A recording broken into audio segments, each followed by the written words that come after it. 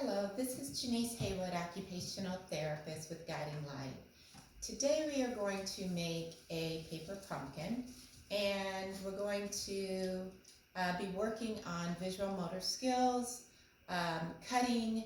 We've been working on measuring, so we're going to continue that section of occupational therapy using a ruler. And what you'll also need to complete this is a pair of scissors, a dark marker or pen, and a couple pieces of paper, black and orange.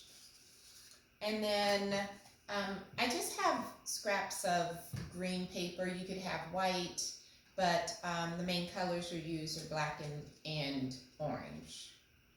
So to get started, first what we'll do is use our ruler for measuring. And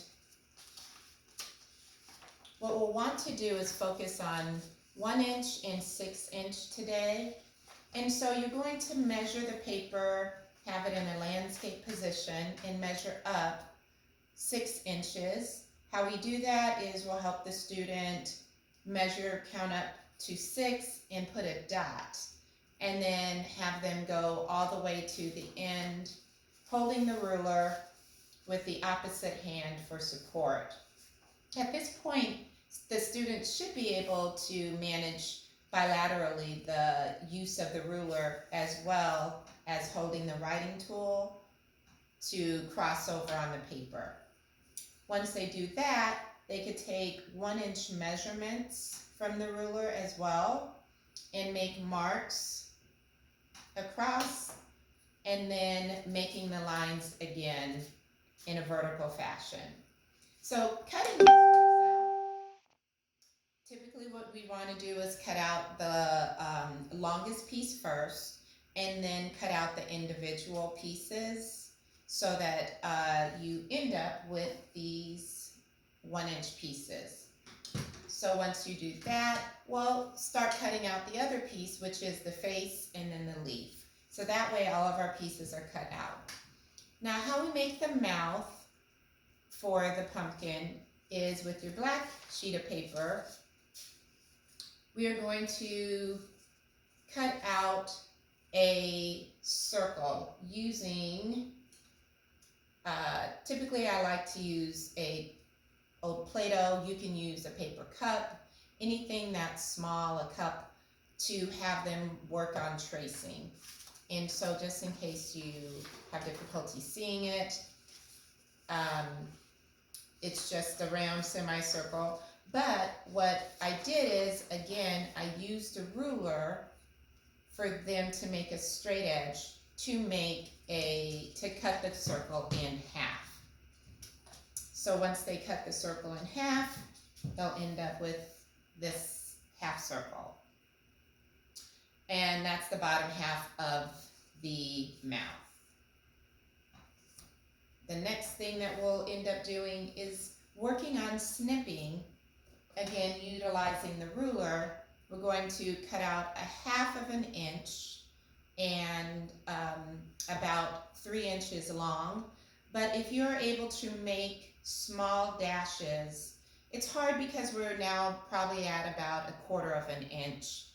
But we're also working on the cutting skills for the student, so that way they can just snip on the line. So we're hitting visual motor, we're hitting eye-hand coordination, visual attending. All of these help with, anything that we do that requires eye-hand coordination. Okay, so now we have our half circle for our mouth. We have the small slips of paper as well. The last thing that we need for our face, or the next thing we need, are the eyes. We've worked on triangles before. This is 1/2 inch. Again, I'll put it up against the orange so you might see it a little bit better. These are 1 inch wide. And then again, how you measure, we've been working on making shapes. So go ahead and make the triangular shapes, and then we will cut those out. I typically suggest having the shapes cut out as a just in case for your student.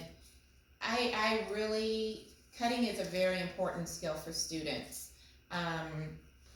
The coordination, bilateral coordination that it requires is something that will help them in the future when it comes to using a compass or using anything as far as measurements, a screwdriver, or again, opening a gallon of milk, anything that requires one hand stationary and another hand moving, which is something we do with zipping. One hand is stationary, another hand is moving. And so getting that differentiation and the ability for joint activity, one arm doing one thing, another hand doing something else, but at the same time coordinating and working together. It's a critical and important skill that we learn, and that's one of the reasons why a lot of my activities require cutting, because they carry over to so many aspects of life. So now we have all of our facial pieces, we have our mouth, we will have the small pieces of paper. The next will be creating the leaf, and so I would suggest you just go ahead and do this, which is to just make a leaf for them. And this is a higher cutting skill because it's an oval shape. So if you want to go ahead and help them create that, you can. And even if, again, you cut it out for them, that's fine. I think allowing the student an opportunity to cut, even if it isn't correct, it still is a learned skill that would benefit them. So once we have all of our pieces, we'll start putting it together. So with your Elmer's glue, put out the first piece. I'll put it on black paper so that the contrast will be easier to visually see. With your glue, this is another suggestion. This isn't just a craft, this is an occupational therapy activity. So I'm always thinking about how it's going to enhance their handwriting skills and advance them in the areas that they need to work on. One of the main things that we're working on is handwriting. So when I do glue within the classroom, what I do is I actually make a line.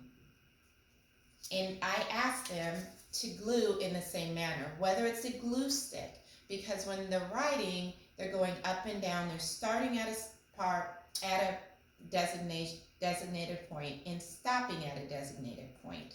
So when they are gluing, I'll say, okay, glue here, start at the top and go to the bottom. So they're getting used to starting and stopping at a designated spot. We are going to make a cross section, a T initially, again. So I connected at the ends 2 of my pieces.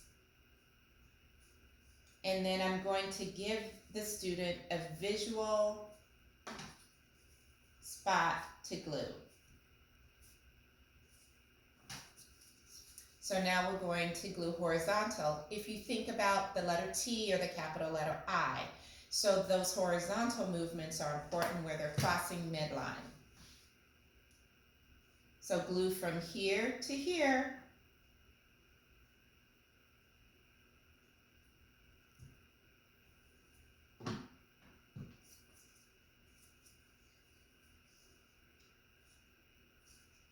And then glue the pieces so that you've actually made the cross.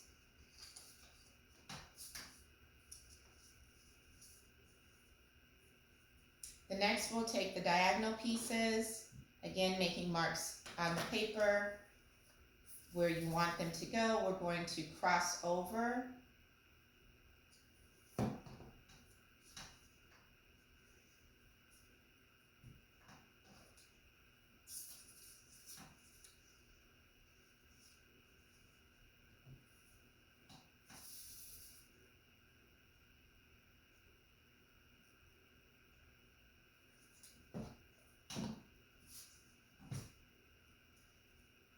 once we have all the pieces glued together and making sure they're securely down,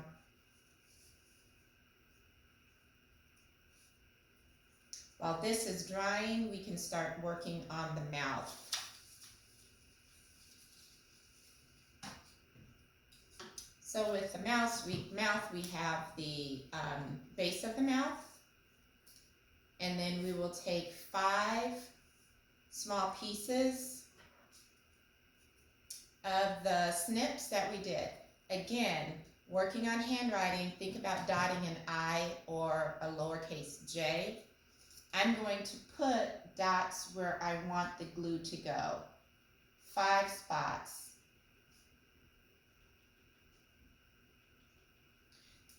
By doing this, you'll also work on pressure. You could tell them just a little dot, a small dot, so not to squeeze too hard. It's going to work on pressure, holding a pencil, how hard to push down on the paper. This is a very important skill when you are pushing toothpaste out of the tube. Again, working on the student being able to visually see an area, eye-hand coordination,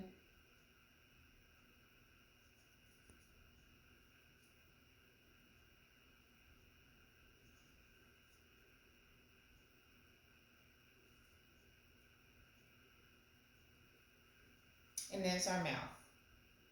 So we can go ahead and lie that down.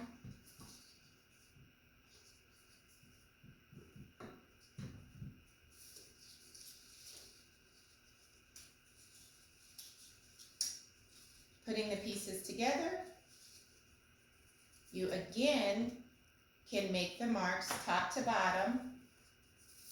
Have your student gluing them.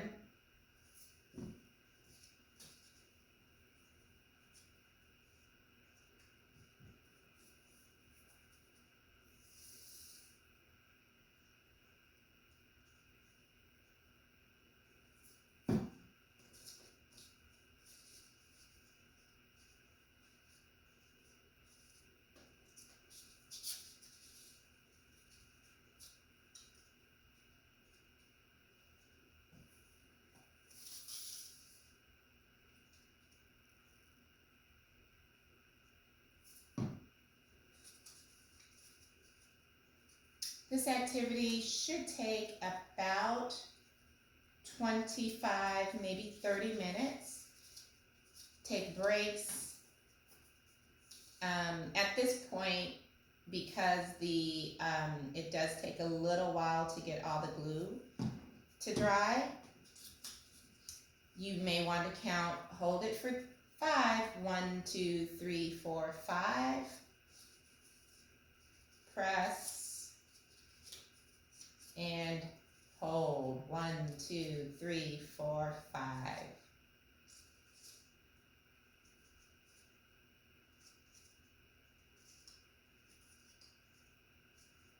While this is drying, it might be a good time to talk to your student about cleaning up. You could start prepping for cleaning up the area. And then when it is dry and you feel that it's can handle the weight of the facial pieces, you can go ahead and start gluing that on with the eyes.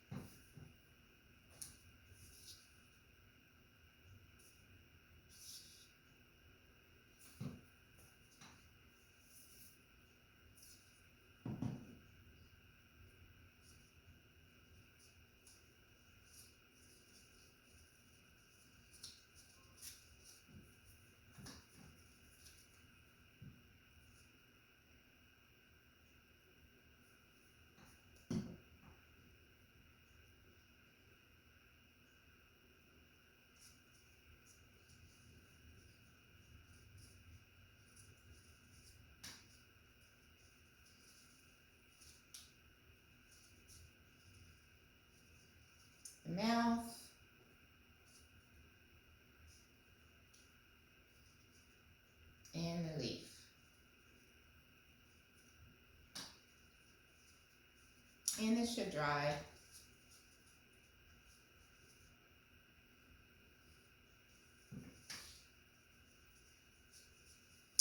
And there you go, your pumpkin will take a minute to dry, but this will be your final product. Thanks, and if you have any questions or comments, shoot me a picture as well at j.haywood@guidinglighted.com. Enjoy, have a great week.